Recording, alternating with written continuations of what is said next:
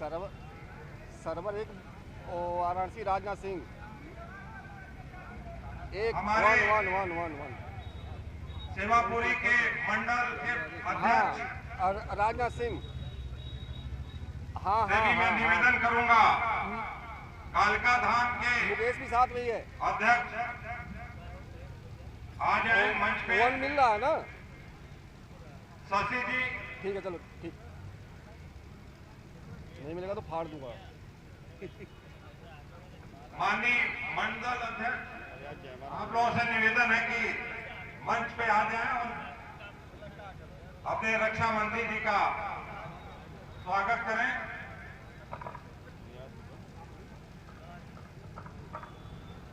Server 1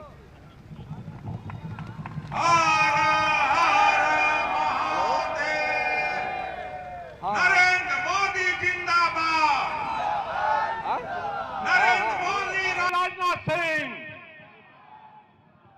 Narendra Modi Rajnath Singh. हमारे पूर्व जिला पंचायत अध्यक्ष सुजीत सिंह जी, मैं आपको आमंत्रित करता हूं कि आवें और स्मृति चिन्ह और शॉल देके रक्षा मंत्री राजनाथ सिंह जी का स्वागत करें। डॉक्टर सुजीत सिंह जी।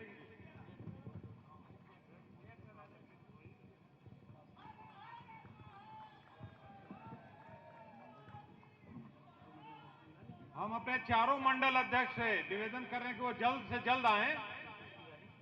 यतीश तिवारी जी, शशि, हाँ लेके आइए, जल्दी आइए।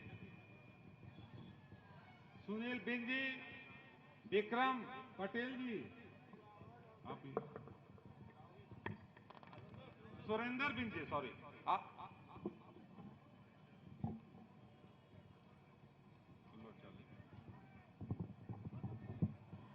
अब इसी कड़ी में मैं अपने यशस्वी जिलाध्यक्ष हम सबके बड़े भाई हंसराज विश्वकर्मा जी से निवेदन करता हूं कि माननीय रक्षा मंत्री जी का माल्यार्पण कर स्वागत करें। पूर्व मंत्री आदरणीय रंगनाथ मिश्रा जी से निवेदन है कि वो भी माल्यार्पण कर स्वागत करें। सुजीत सिंह टीका भारतीय जनता पार्टी के वरिष्ठ नेता, वो भी आए और माल्यार्पण कर स्वागत करें। देवेंद्र प्रताप सिंह जी, पूर्व प्रत्याशी सेवापुरी विधानसभा, हम सबके बड़े भाई, वो भी आए और माल्यार्पण स्वागत करें।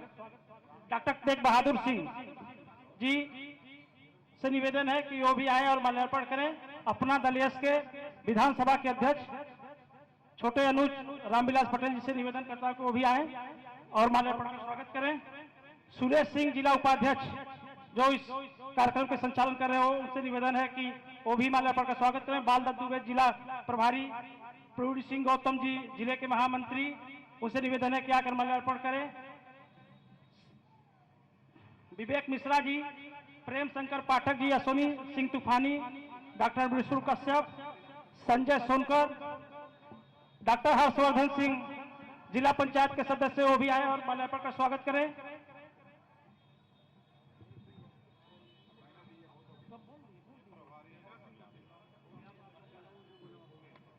दिनेश तिवारी जी, डॉक्टर तेग बहादुर सिंह जी से निवेदन है। कुलदीप सिंह, बबलू सिंह, रामचंद्र जिला पंचायत सदस्य, निवेदन है कि वो भी आए माल्यार्पण करें। अनुराग सिंह बनकट, गौरव सिंह रघुनाथपुर,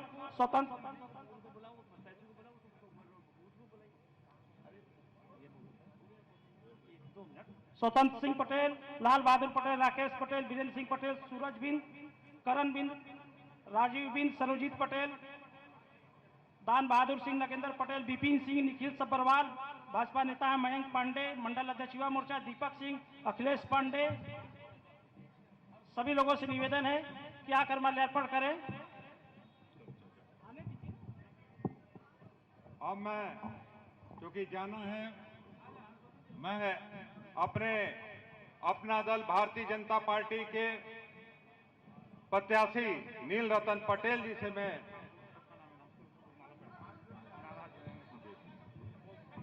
आ जाएं। आप सभी अपने कार्यकर्ता जो स्वागत करना चाहते हैं, नहीं वो माला नहीं आएगा।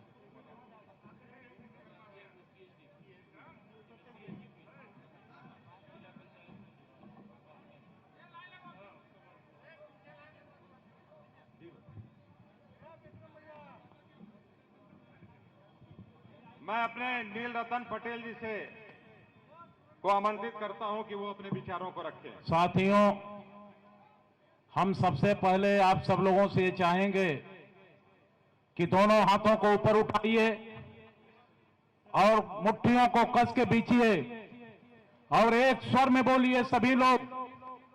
आपकी आवाज सीमा पर जवानों का हौसला बढ़ाने के लिए यहां से पहुंचनी चाहिए। साथियों, एक स्वर में बोलिए, भारत माता की, भारत माता की, भारत माता की, वंदे वंदे वंदे, हर हर। आज इस सर्वोदय इंटर कॉलेज के प्रांगण में मैं कुछ कहूं। सबसे पहले अपने सभी महापुरुषों के कदमों में श्रद्धा सुमन अर्पित करता हूं। आज के इस कार्यक्रम की अध्यक्षता करते हुए हम सब लोगों के गार्जियन परम सम्मानित सुरेश सिंह गौतम जी इस कार्यक्रम में मुख्य अतिथि के रूप में, हम सब लोगों के गार्जियन, इस देश के रक्षा मंत्री जिनके नेतृत्व में आज देश की सीमाएं सुरक्षित हैं, हम सब लोग सुरक्षित हैं, पूरा देश सुरक्षित है, ऐसे पुरोधा हम सब लोगों के परम सम्मानित माननीय राजनाथ सिंह जी यहां पर उपस्थित, हम सब लोगों के गार्जियन परम सम्मानित पूर्व मंत्री रंगनाथ मिश्रा जी, इस कार्यक्रम में उपस्थित हमारे संघर्षों के साथी, प्रिय साथी पूर्व जिला पंचायत अध्यक्ष सुजीत सिंह डॉक्टर जी, यहां पर उपस्थित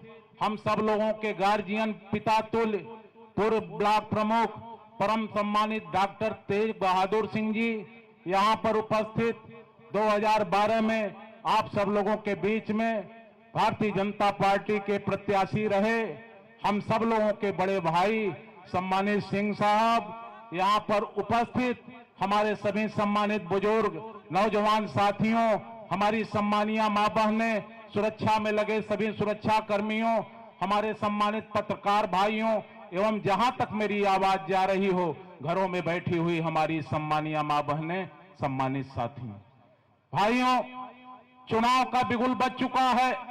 तमाम राजनीतिक पार्टी के लोग आपके बीच में आने का काम कर रहे हैं, लेकिन साथियों, आप सब लोगों को भारतीय जनता पार्टी, अपना दल, निषाद पार्टी के समस्त सम्मानित पदाधिकारी, कार्यकर्ताओं को, सम्मानित जनता को ये सवाल करना है कि आपको मौका दिया गया था, देश की आजादी के बाद आपको मौका दिया गया था, इस देश की सत्ता में आपको देश की जनता ने पहुंचाने का काम किया था और इस उत्तर प्रदेश में भी कई बार आप लोगों को इस उत्तर प्रदेश की सम्मानित जनता ने पहुंचाने का काम किया था, लेकिन आपने कैसा उत्तर प्रदेश बनाया, आपने कैसा देश बनाया, ये पूरे देश की जनता जानती है। अब आपका चारा चलने वाला नहीं है, आपने इस देश और प्रदेश की जनता को धोखे में रखने का बहुत काम किया है। आज इस देश के यशस्वी प्रधानमंत्री नरेंद्र भाई मोदी जी के नेतृत्व में हम सब लोगों के गार्जियन, देश के सफल रक्षा मंत्री परम सम्मानित राजनाथ सिंह जी के नेतृत्व में आज देश की दशा और दिशा दोनों बदल रही है। मेरे भाइयों, आज हमारे देश की सीमाएं सुरक्षित हैं। पहले क्या होता था, पहले सरहद पार से कोई भी आतंकवादी आकर के हमारे संकट मोचन मंदिर में बम धमाका करके चला जाता था, हमारे कचहरी में बम धमाका करके चला जाता था, हमारे रेलवे स्टेशन सुरक्षित नहीं थे, हमारे बस अड्डे सुरक्षित नहीं थे, हमारे बाजार सुरक्षित नहीं थे। लेकिन साथियों, आज हमारी जो एनडीए की सरकार है, जो भारतीय जनता पार्टी की इस देश में सरकार है, इस उत्तर प्रदेश में सरकार है, उसके दृढ़ इच्छा शक्ति की ये देन है कि आज कोई भी आतंकवादी देश के अंदर एक भी आतंकवादी घटनाओं को अंजाम नहीं दे पाया। साथियों, आज हमारे मंदिर सुरक्षित हैं, आज हमारे मठ सुरक्षित हैं, हमारे रेलवे स्टेशन सुरक्षित हैं, गांव में, खेतों, खलिहानों में, झुग्गी झोपड़ी में रहने वाले हमारे बूढ़े बाप, हमारी बूढ़ी माँ, हमारे नौजवान, हमारी माँ बहनें सुरक्षित हैं। पहले क्या होता था साथी, पूर्ववर्ती सरकारों में कोई भी भारत की लूली लंगड़ी बहन बेटी अगर अकेले एक चौराहे से चलती थी तो दूसरे चौराहे पे जाने के पहले उसकी इज्जत लूट ली जाती थी। लेकिन साथियों, आज नरेंद्र भाई मोदी जी के नेतृत्व में, माननीय राजनाथ जी के नेतृत्व में एक ऐसा भारत बना है साथियों, जहां गहनों से लदी हुई कोई भारत की खूबसूरत बेटी अगर अकेले कश्मीर से चले तो कन्याकुमारी तक सुरक्षित पहुंच जाएगी, उसके जान माल इज्जत को कोई खतरा नहीं पहुंचेगा। साथ हम आपसे ये कहना चाहते हैं, ये कोई चुनाव नहीं है साथियों, ये धर्म युद्ध है, ये दूसरी आजादी की लड़ाई है। पहली आजादी की लड़ाई इस देश में गोरे अंग्रेजों से लड़ी गई थी, और आज ये दूसरी आजादी की लड़ाई जो आस्तीन में पलने वाले सांप हैं, जो फिरका परस्ती ताकते हैं, जो देश को बांटना चाहते हैं, जो देश के अंदर रह करके पाकिस्तान का गाते हैं, उन लोगों से जो फिरका परस्ती ये ताकते हैं, जो ये नारा लगाते हैं, भारत तेरे टुकड़े होंगे इंसान अल्लाह इंसान अल्लाह, उन लोगों से, उन काले अंग्रेजों से ये चुनाव नहीं, ये दूसरी आजादी की लड़ाई हम लोग लड़ने का काम कर रहे हैं। साथियों, आज हम आप सब लोगों से ये कहना चाहते हैं, ये परीक्षा की घड़ी है, इस परीक्षा की घड़ी में आने वाले 7 तारीख को, 7 मार्च को कमल निशान के सामने का बटन दबा करके अपने इस बेटे, अपने इस भाई को प्रदेश के सबसे बड़ी पंचायत में भेज करके अपना मान सम्मान, अपना हक अधिकार अपने हाथों में लेने का काम कर देना। आने वाला समय आपका होगा साथियों। तो और ज्यादा कुछ नहीं कहना चाहूंगा। इस मंच के माध्यम से अपने गार्जियन, आज के मुख्य अतिथि जिन्होंने अपना बेशकीमती समय इस सेवापुरी की जनता के बीच में देने का काम किया है, इस मंच के माध्यम से आपका हृदय से हार्दिक अभिनंदन करता हूं, वंदन करता हूं, स्वागत करता हूं। और नौजवानों से ये कहना चाहता हूं, ऐ मेरे नौजवानों, ये दूसरी आजादी की लड़ाई, इस धर्म युद्ध को लड़ने के लिए इस केसरिया परचम को अपने हाथों में लेकर के निकल जाओ, गली गली गांव जा जा करके, एक एक मतदाता के पास जा करके कमल निशान के सामने का बटन दबाने के लिए आप उनसे अनुरोध कर देना। आने वाला समय आपका होगा साथियों। तो नौजवानों से कहना चाहूंगा, करीब मुल्क के आओ तो कोई बात बने, करीब मुल्क के आओ तो कोई बात बने, मसाल फिर से जलाओ तो कोई बात बने, लहू जो सूख गया है यहां शहीदों का, कुछ अपना खून मिलाओ तो कोई बात बने। इन्हीं बातों के साथ सभी लोगों का हृदय से हार्दिक अभिनंदन, वंदन, स्वागत करते हुए अपनी वाणी को विराम देता हूं। धन्यवाद। जय हिंद, जय भारत, जय भारतीय जनता पार्टी, जय अपना दल।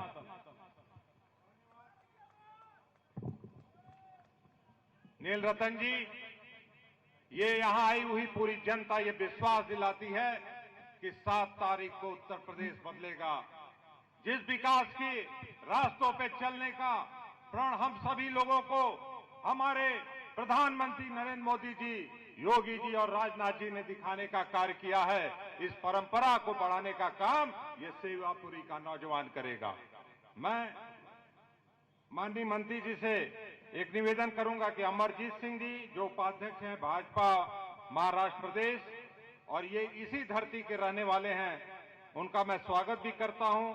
उन्होंने एक पुस्तक लिखा है उत्तर प्रदेश दिवस के रूप में, वो समर्पित करना चाहते हैं, माननीय अपने रक्षा मंत्री जी को भेंट करना चाहते हैं। वो आवें और अपनी किताब भेंट करें।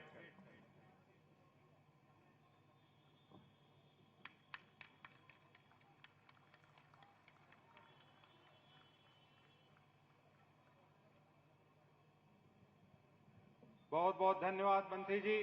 बहुत समय न लेते हुए अपने देश की आन बान शान, पूरा देश जिस पे नाच करता है, हम सभी के अभिभावक भारतीय जनता पार्टी के राष्ट्र नायक, मैं ऐसे अपने रक्षा मंत्री राजनाथ जी से अनुरोध करूंगा कि वो आवें और अपने विचारों से हम सभी को अवगत करें।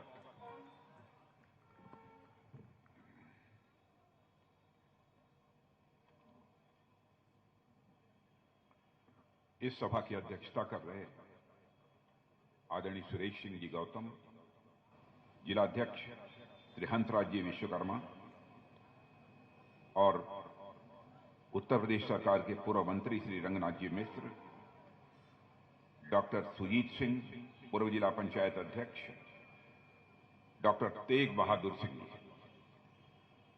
पूर्व ब्लॉक प्रमुख, विधायक भी रहे तेग बहादुर सिंह जी, अच्छा ब्लॉक प्रमुख थे, हाँ याद है मुझे, और श्री अमरजीत जी मित्र, महाराष्ट्र के प्रदेश उपाध्यक्ष। इस सभा में मौजूद मेरे सभी सम्मानित बहनों एवं भाइयों, आज मैं गोरखपुर की तरफ सार्वजनिक सभाओं को संबोधित करने के लिए गया था। मुझे कार्यक्रम में जाने के पहले यह जानकारी मिली थी कि मुझे सेवापुर में भी जाना है और वहां की सार्वजनिक सभा को संबोधित करना है। सेवापुरी अब उतनी दूर से चलकर आना और फिर यहां सेवापुरी में सार्वजनिक सभा को संबोधित करना यह कठिन कार्य था, समय की कमी भी थी। प्रश्न सेवापुरी का और सेवापुरी के साथ मेरा भावनात्मक रिश्ता है। पूरे औराई, भदोही, मिर्जापुर, इसके साथ एक भावनात्मक रिश्ता है। मैंने फैसला किया कि चाहे जितनी भी कठिनाई हो, मैं निश्चित रूप से सार्वजनिक सभा को संबोधित करने के लिए जाऊंगा। और बहनों भाइयों, आप सब लोगों से मिलकर मुझे बेहद खुशी हुई है। शायद पुराने लोग जो बैठे हैं, हमारे आदरणीय सुरेश सिंह जी हैं, तेग बहादुर जी हैं, इन सब लोगों को जानकारी है कि इन क्षेत्रों में भी मैं काफी घूम चुका हूं। पहले एक बार जब 25-26 की उम्र रही होगी, तब पार्लियामेंट का टिकट मिला था, पर्चा भरा गया, अधिकार पत्र मिला, लेकिन फिर पार्टी ने बदल दिया। जनता पार्टी थी और फकीर अली अंसारी यहां के सांसद हुए और मैंने जमकर फकीर अली अंसारी का समर्थन किया था। उसके बाद 81 और 84 में भी यहां से पार्लियामेंट का चुनाव में लड़ चुका हूं। 28-29 की उम्र रही हो, इसीलिए मैंने कहा गांव गांव घूमा, लंबा समय गुजर गया। बहनों भाइयों, समय की लंबाई भले ही लंबी हो, लेकिन दिल का रिश्ता मेरा बराबर इस संसदीय निर्वाचन क्षेत्र के साथ बना रहा है। इसीलिए मैंने फैसला किया कि वहां मैं जाऊंगा। और आज आपके प्रत्याशी नीलरतन जी पटेल, जिन्हें प्यार से लोग नीलू कहकर पुकारते हैं, शायद इसके पहले मैं नहीं मिला था, क्योंकि मुझे याद नहीं है मैं मिला था। अच्छा, दिल्ली में मिले थे। अब एक्सीडेंट के कारण बैठकर इन्हें बोलना पड़ रहा है और मैं जानता हूं कि आप सभी लोगों तक पहुंचने की चाहत होने के बावजूद इनका पहुंचना संभव नहीं है। लेकिन मुझे खुशी इस बात की, नीलरतन पटेल जब बोल रहे थे, बहनों भाइयों, उनके भाषण को सुनने के बाद मैं कह सकता हूं कि यदि नीलरतन पटेल को अपना विधायक बनाकर आप उत्तर प्रदेश की विधानसभा में भेजेंगे तो आपकी समस्याओं को प्रभावी आवाज देने का काम विधानसभा में कोई करेगा तो आपका नीलरतन पटेल करेगा।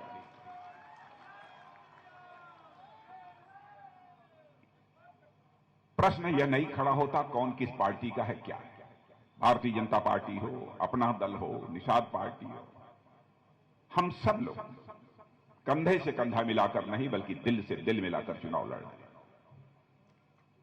और इनका चुनाव चिन्ह तो वैसे भी कमल का फूल है।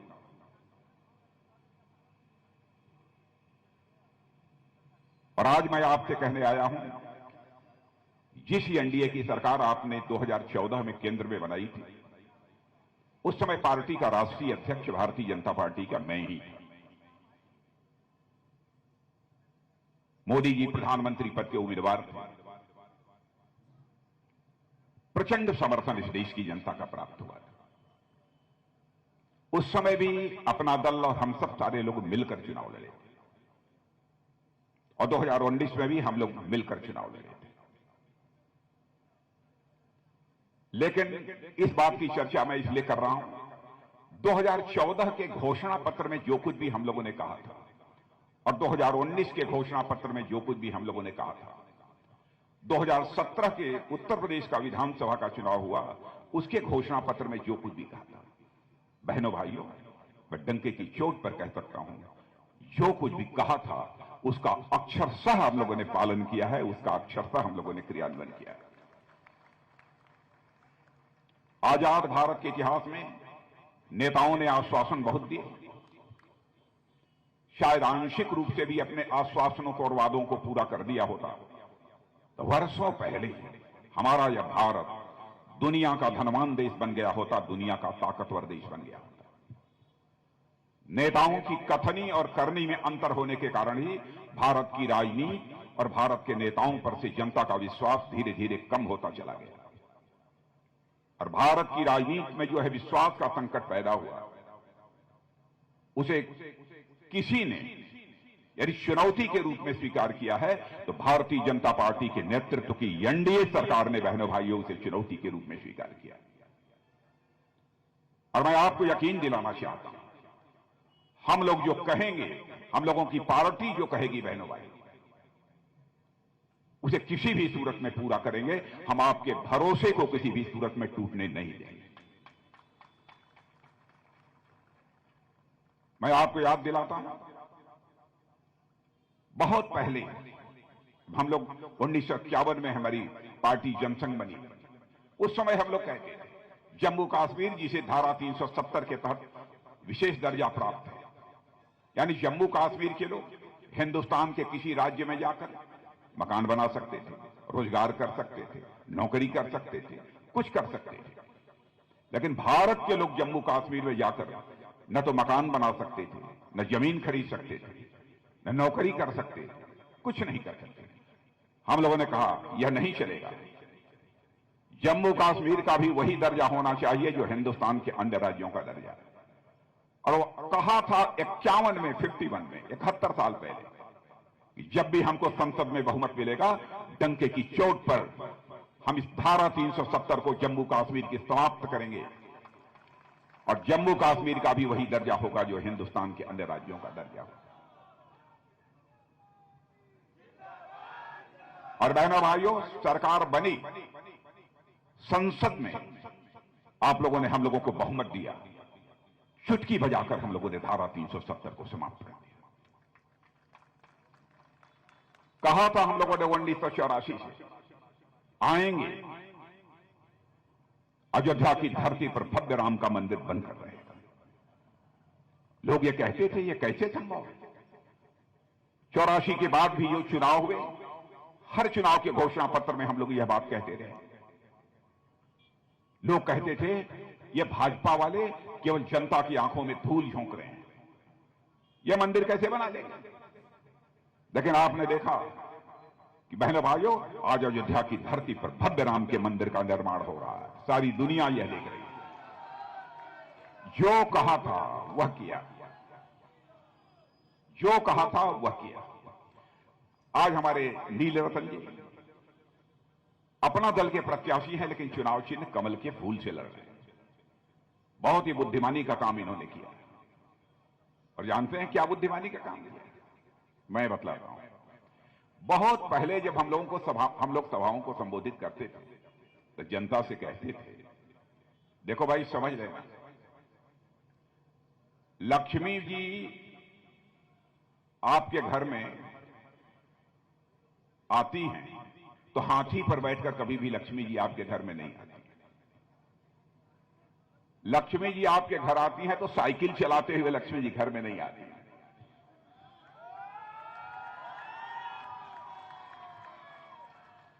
और हम लोगों ने यह भी कहा था उस समय, और मैं तो सभी सभाओं में लगभग इस बात को बोलता था कि लक्ष्मी जी जब घर पर आती हैं तो हाथ हिलाते हुए, हेलो हाय बोलते हुए लक्ष्मी जी घर में नहीं आती। लक्ष्मी जी घर में आती हैं तो कमल के फूल पर ही बैठकर लक्ष्मी जी घर में आती हैं। बहुत हल्के फुल्के अंदाज में यह बात हम लोग उस समय बोला करते थे, तो लोग कहते थे अरे साहब ऐसे ही बोलते रहते हैं, लोगों को केवल हंसाने के लिए लोग। लेकिन बहनों भाइयों, आज मैं दावे के साथ कह सकता हूं, हिंदुस्तान के अधिकांश जनता के घरों में लक्ष्मी जी का प्रवेश यदि हो रहा है तो इस कमल के फूल के कारण ही यह प्रवेश हो रहा है। अब जैसे आप सब यहां पर बैठे हैं, जो लोग खड़े हैं, बहनों भाइयों, मैं दावे के साथ कहता हूं जरूर कुछ लोग यहां पर बैठे होंगे जिनको कि पक्का मकान मिला होगा, है कि नहीं? कुछ लोग हैं यहां पर, कुछ लोग हैं, मैं सबके लिए नहीं कर, है, बहुत अच्छे। यह हमारे प्रधानमंत्री ने कहा था हमारी सरकार बनेगी तो इस हिंदुस्तान में हम ऐसे हालात पैदा करेंगे, एक भी परिवार शेष नहीं बचेगा जिस परिवार को अपना सिर ढकने के लिए पक्का छत न मुहैया हो जाए। और यकीन रखना, आपको यह विश्वास दिलाकर जाना चाहता हूं, बहनों भाइयों, एक परिवार भी हिंदुस्तान के अंदर शेष नहीं बचेगा जिस परिवार को सिर ढकने के लिए पक्का छत न मुहैया हो। माताएं बहनें गरीब परिवारों की लकड़ी जलाकर, अंगीठी जलाकर, धुएं में आंखों से पानी चलता रहता था, वो खाना बनाती थी। क्या उनके दर्द को कभी किसी ने समझा?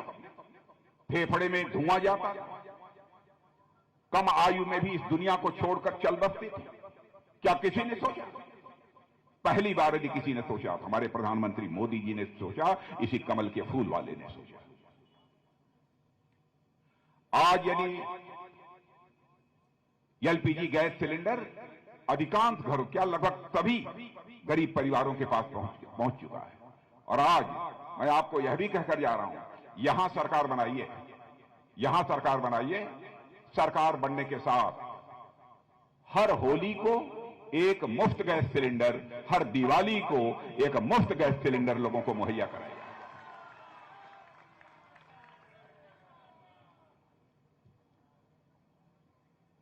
यहां पर आप सब बैठे हैं प्रधानमंत्री किसान सम्मान निधि के अंतर्गत। मैं दावे के साथ कहता हूं, जितने भी किसान परिवार यहां पर बैठे हैं, सबके घरों में प्रतिवर्ष 6,000 रुपया पहुंच रहा हो। पहुंच रहा है कि नहीं पहुंच रहा है? जरा लोग यकीन नहीं करते। और मैं यह भी कहता हूं, कोरोना की महामारी से जब यह सारी दुनिया उस दौर से गुजर रही थी, भारत भी गुजर रहा था। लॉकडाउन के कारण सारे कामकाज बंद हो गए, लोग घरों को पैदल वापस आओ। उस समय हमारे प्रधानमंत्री ने कहा, कामकाज तो बंद हो गया, क्या होगा गरीबों का, कैसे इनका पेट भरेगा? तुरंत फैसला किया। हम लोगों की मीटिंग थी, उस मीटिंग में फैसला किया प्रधानमंत्री ने कि जब तक यह कोरोना का संकट समाप्त नहीं होता, जब तक सारे कामकाज फिर से शुरू नहीं हो जाते, लोगों को रोजगार नहीं मिल जाता, तब तक हर परिवार को महीने में 2 बार मुफ्त राशन मुहैया कराया जाएगा। और बहनों भाइयों, हर परिवार को मुफ्त राशन मुहैया कराने का काम हम लोग कर रहे हैं। और ईमानदारी से यदि आप बताएंगे तो मैं कह सकता हूं, आप सारा मुफ्त राशन खाते नहीं हैं, उसमें से कुछ लोग जरूर बेच देते होंगे। यह है अंदर की बात में, ये सही बात है कि नहीं? ये काम भी करते हैं। क्या कभी आपने कल्पना किया? और एक संकल्प, ज्यादा से ज्यादा साल से 1.5 साल अधिकतम लगा, काम शुरू हो गया। हिंदुस्तान का एक भी घर शेष नहीं बचेगा जिस घर में नल न पहुंच जाए और नल के माध्यम से जल न उपलब्ध हो जाए, ऐसा एक घर भी इसे हिंदुस्तान में नहीं बचेगा। कल्पना करिए, गरीबों की वेदना को किसने समझा? माताएं बहनें कुएं से घड़े पर घड़ा भरकर लेकर घरों में पानी वापस लौटती थी। जलाशय यदि कोई होता था तो वहां से पानी लेकर घड़े पर घड़ा रखकर वापस लौटती थी। इस संकट से भी गरीब भाइयों को निजात मिलना चाहिए। इस मामले में भी सबसे पहले यदि किसी ने की तो हमारे प्रधानमंत्री नरेंद्र मोदी जी ने की है। बहनों भाई, क्या यह सच नहीं है? मकान मिल गया, गैस सिलेंडर मिल गया, 6,000 रुपया घर में आ रहा है, नल पहुंच रहा है, जल आएगा, मुफ्त राशन मिल रहा। इसी को तो कहते हैं लक्ष्मी का आना, इसी को तो कहते हैं लक्ष्मी का आना, कि लक्ष्मी जी ऐसे खड़े होकर चली आती है। तो जो हम लोगों ने हल्के तरीके से भी कहा था, उसको भी हम लोग पूरा कर रहे हैं। इसके अतिरिक्त भी उत्तर प्रदेश के चुनाव में जो घोषणा पत्र हम लोगों ने जारी किया है, उसकी जानकारी शायद आपको लोगों ने यहां पर दिया होगा। उस बहुत विस्तार में नहीं जाना चाहता हूं, 2-4 बातें बाद में आपके सामने मैं जरूर रखना चाहूंगा। और बहनों भाइयों, सबसे बड़ी चीज क्या है, हम लोग राजनीति क्यों करते हैं? पहले तो मैं साफ कर दूं, हम लोगों की पार्टी एनडीए यह राजनीति केवल सरकार बनाने के लिए नहीं करती है। हम राजनीति करते हैं तो समाज बनाने के लिए राजनीति करते हैं, देश बनाने के लिए राजनीति करते हैं। हम केवल सरकार बनाने के लिए राजनीति नहीं करते। मैं भारत का गृह मंत्री था, मुझे घटना याद आती है। पाकिस्तान से कुछ आतंकवादी, जिसकी चर्चा नीलू जी कर रहे थे, कश्मीर की धरती पर आ गए, भारत के अंदर, और उन्होंने हमारे अर्धसैनिक बल के कुछ जवानों के ऊपर कायराना हमला कर। बड़ी संख्या में हमारे बहादुर अर्धसैनिक बल के जवान उस समय शहीद हुए। बहनों भाइयों, उन शहीदों को कंधा देने के लिए मैं स्वयं कश्मीर गया था, और गृह मंत्री के रूप में जब उन शहीद जवानों को मैं कंधा दे रहा था, आज भी यदि मुझे याद आता है, उसकी पीड़ा मुझे सालती है। शाम को प्रधानमंत्री जी के साथ हम 2-3-4 लोग बैठे। बहनों भाइयों, प्रधानमंत्री ने देर नहीं लगाई, 10 मिनट में फैसला कर दिया। और उसके बाद आपने देखा कि हमारे भारत के बहादुर सेना के जवान पाकिस्तान की धरती पर जाकर सर्जिकल स्ट्राइक और एयर स्ट्राइक कर आतंकवादी ठिकानों का सफाया करने में उन्होंने कामयाबी हासिल की।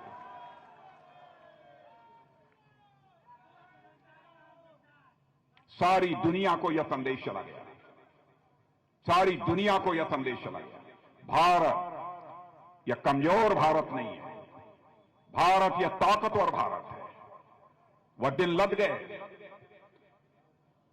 भारत का इतिहास रहा है कि भारत ने न तो दुनिया के किसी देश पर कभी कब्जा किया है, और न तो भारत ने दुनिया के किसी देश की 1 इंच जमीन पर कभी कब्जा किया है, न तो किसी पर आक्रमण किया। यह भारत का चरित्र रहा है। लेकिन इस बार हम लोगों ने साफ संदेश सारी दुनिया को दे दिया कि यदि भारत की तरफ को आंख उठाकर देखने की जरूरत करेगा, तो उसे हम बाउंड्री के इस पार भी मार सकते हैं, जरूरत हुई तो बाउंड्री के उस पार भी जाकर मार सकते हैं। यह भारत के अंदर था।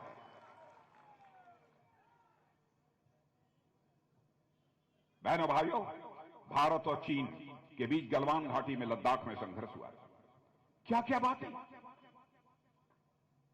कांग्रेस के, सपा और बसपा के लोगों के द्वारा की जा रही है। हमारे देश की बहादुर सेना के जवानों के शौर्य, पराक्रम और साहस पर सवालिया निशान लगाने की कोशिश की जा रही है। संसद में खड़े होकर राहुल गांधी ने कहा, गलवान घाटी में, लद्दाख में भारत और चीन के सेना के जवानों के बीच जो संघर्ष हुआ था, उसमें चीन के जवान बहुत कम मारे गए, 3-4 मारे गए। भारत के बहुत सारे सेना के जवान मारे गए। बहनों भाइयों, देश का रक्षा मंत्री होते हुए भी कभी मैंने अपना मुंह नहीं खोला, और मैं आगे खोलना भी नहीं चाहता, क्योंकि प्रधानमंत्री बोले, रक्षा मंत्री बोले, उसका अंतर्राष्ट्रीय प्रभाव हुआ करता है। बहुत सारे देशों के साथ हम लोगों के कूटनीतिक ऐसे रिश्ते होते हैं। मुंह नहीं खोला और उन्होंने ऐसा कह दिया। लेकिन ईश्वर, क्या देर हो सकती है बहनों भाइयों, अंधेर नहीं हो सकती। उनके बोलने के एक दिन आगे पीछे ऑस्ट्रेलिया के एक अखबार ने लिखा, छानबीन करने के बाद उसने लिखा कि पूरी छानबीन करने के बाद मैं इस नतीजे पर पहुंचा हूं कि लद्दाख में गलवान घाटी में भारत और चीन के सेना के जवानों के बीच जो संघर्ष हुआ था, उसमें चीन के 38 से लेकर 50 सेना के जवान मारे गए। बहनों भाइयों, ये हम नहीं कह रहे हैं, ये ऑस्ट्रेलिया के एक अखबार ने कहा। क्या हो गया है? जब देश की एकता, अखंडता, संप्रभुता, सुरक्षा खतरे में हो, तो बहनों भाइयों, सारे देश के सारी राजनीतिक पार्टियों को अपने सारे राजनीतिक मतभेदों को भुलाकर एकजुट होकर उसका सामना करने के लिए खड़ा होना चाहिए। क्या किया है इन लोगों? सारी राजनीतिक पार्टियों के चरित्र को आप अच्छी तरह जानते हैं। एक नहीं, ऐसी कई घटनाएं हैं जिनकी मैं चर्चा कर सकता हूं। ये समाजवादी पार्टी क्या रखा? एक बार बहुजन समाज पार्टी के साथ मिलकर ये चुनाव लड़े, क्या हालत हुई? डंके की चोट पर कहते थे हर जाति का वोट मिला लीजिए तो हम जीत जाएं।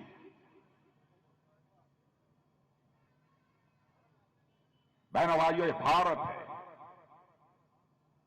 हम जाति, पंथ और मजहब और धर्म के आधार पर देश को बांटकर राजनीति नहीं करना चाहते।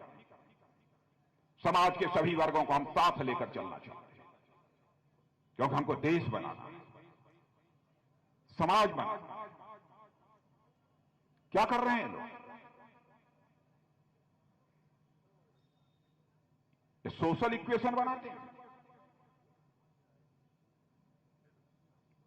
कहने को समाजवादी है, लेकिन मैं कहना चाहता हूं समाजवाद का इनसे कोई लेना देना नहीं। समाजवाद इन्हें छू तक नहीं है।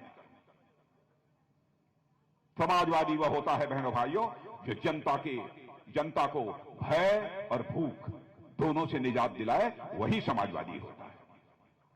और सच्चे अर्थों में समाजवादी कोई है तो हमारे प्रधानमंत्री नरेंद्र भाई मोदी हैं। हम लोगों की सरकार है समाजवादी।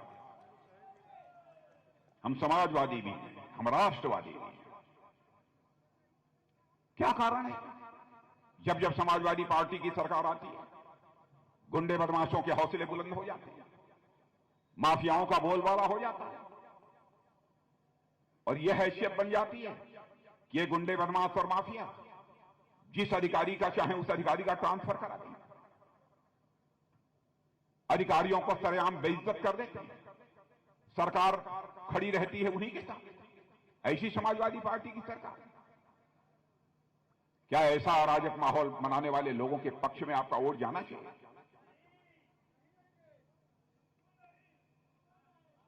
इसलिए मैं कहने आया हूं बहन भाई।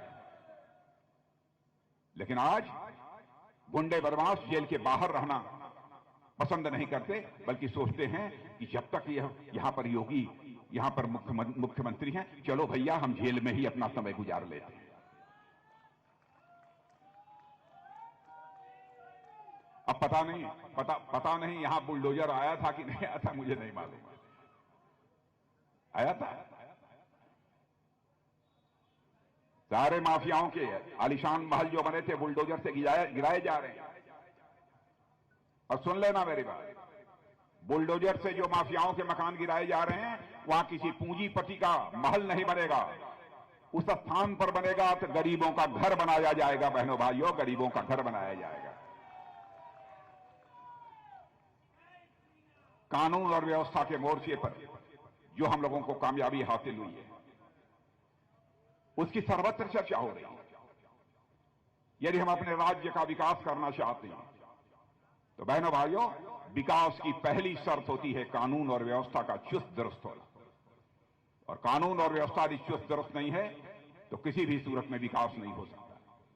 विकास के मामले में क्या क्या काम किया है, मैं यदि सारी चीजों की चर्चा करूंगा लंबा समय लगेगा। अब हर उत्तर प्रदेश के हर जिले में हेडक्वार्टर पर एक मेडिकल कॉलेज होगा। बहनों भाइयों, कल्पना करिए, हर जिले के हेडक्वार्टर मुख्यालय पर एक मेडिकल कॉलेज खुलेगा। क्या कभी सोचा था? यह हो रहा है। 10 से ज्यादा इंटरनेशनल यूनिवर्सिटी बन गई।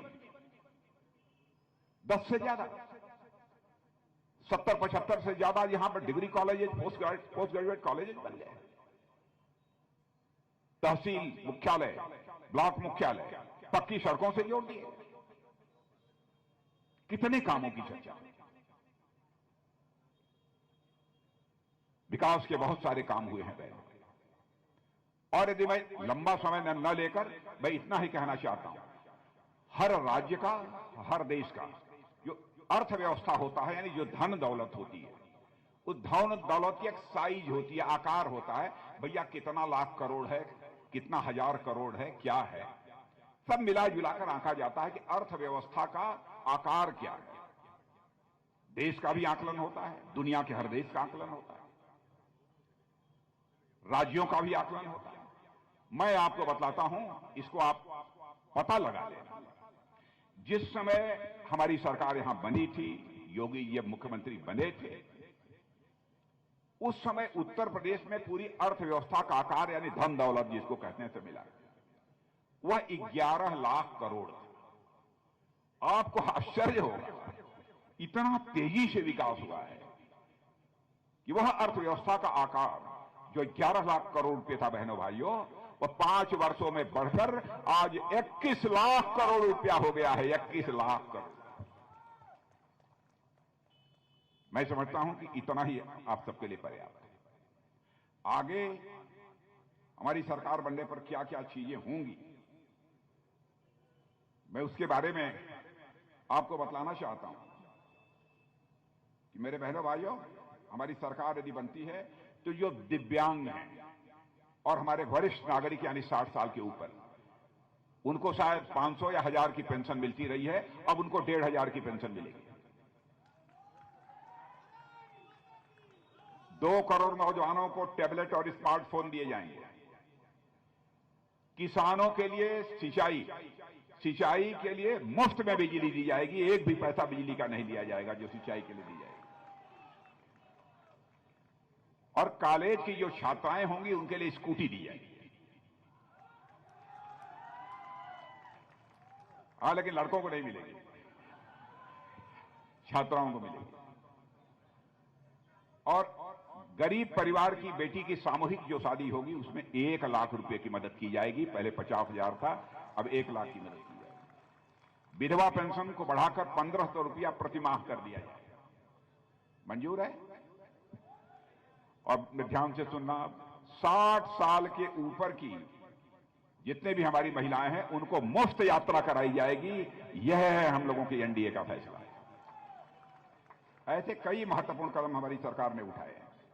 और नौजवानों के लिए मैं बतलाना चाहता हूं, यदि आप सब इंस्पेक्टर बनना चाहते हो, आप डिप्टी एसपी बनना चाहते हो, एसपी, कलेक्टर, कोचिंग यदि आप लेना चाहते हो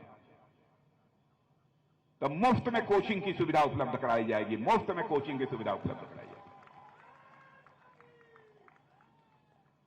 और जितने भी गरीब बेघर हैं, जिनके पास घर है ही नहीं, उनको पक्का मकान और आवासीय पट्टे भी मुहैया कराए जाएंगे। और एक अन्नपूर्णा कैंटीन भी खोली जाएगी। अन्नपूर्णा कैंटीन कि आप बहुत कम दर पर आपको भोजन मिल जाएगा। अब आप यदि घरवाली से कभी नाराज हो जाना तो आप अन्नपूर्णा कैंटीन जाके भोजन कर लेना। मतलब हर प्रकार का। नहीं तो आप लोग नाराज हो जाते थे तो घरवाली की चिंता होती थी, बाहर हैं खाएंगे क्या। अब वो अभी निश्चिंत रहेगी, कभी कहीं नहीं मिलेगा तो कम से कम अन्नपूर्णा कैंटीन में सस्ता भोजन मिल जाएगा, खा लेंगे। यह सब सारी सुविधाएं मुहैया करें। और मैं तो यह भी कहना चाहता हूं बहनों भाइयों कि लोग कहते हैं ना डबल इंजन की सरकार चाहिए। केंद्र में मोदी जी की है, राज्य में योगी जी की है, डबल इंजन की सरकार। मैं तो कहता हूं कि सचमुच यदि आप यहां हमारी सरकार बनाते हैं तो उत्तर प्रदेश के विकास के लिए डबल इंजन की सरकार नहीं होगी बल्कि ट्रिपल इंजन की सरकार होगी।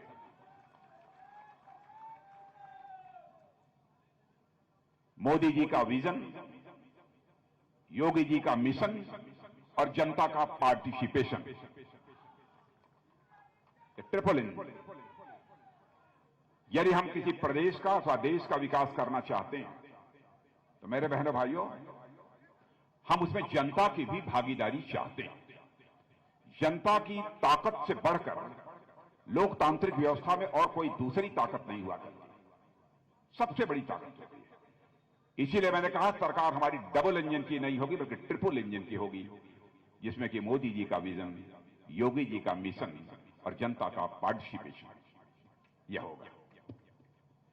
इसलिए मैं आप सभी लोगों से महंगाई की बात करते हैं, आप लोग भी कहते होंगे महंगाई। बहनों भाइयों, कोरोना का संकट इतना बड़ा था, इतना बड़ा कोरोना का संकट था, काम धाम सारे देश के ठप हो गए थे, सारी दुनिया के काम धाम ठप हो गए।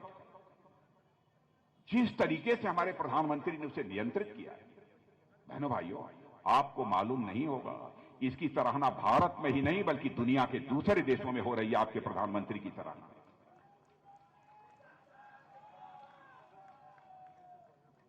और पता लगा लेना, दुनिया में पढ़े लिखे लोग वेबसाइट पर चले जाएंगे, देख लेंगे, देख लेना आप, अमेरिका जो दुनिया का सबसे धनवान देश माना जाता था, आज भी कोरोना के संकट से जूझ रहा है, लेकिन भारत में काफी हद तक काबू पाने में हम लोगों ने कामयाबी हासिल की। टीका, वैक्सीन हमारे यहां बनता नहीं था, और आज डंके की चोट पर आप कह सकते हो हम टीका भारत की धरती पर बनाते हैं और भारतीयों के हाथ से बनाते हैं, और दुनिया के दूसरे देशों को हम एक्सपोर्ट भी करते हैं।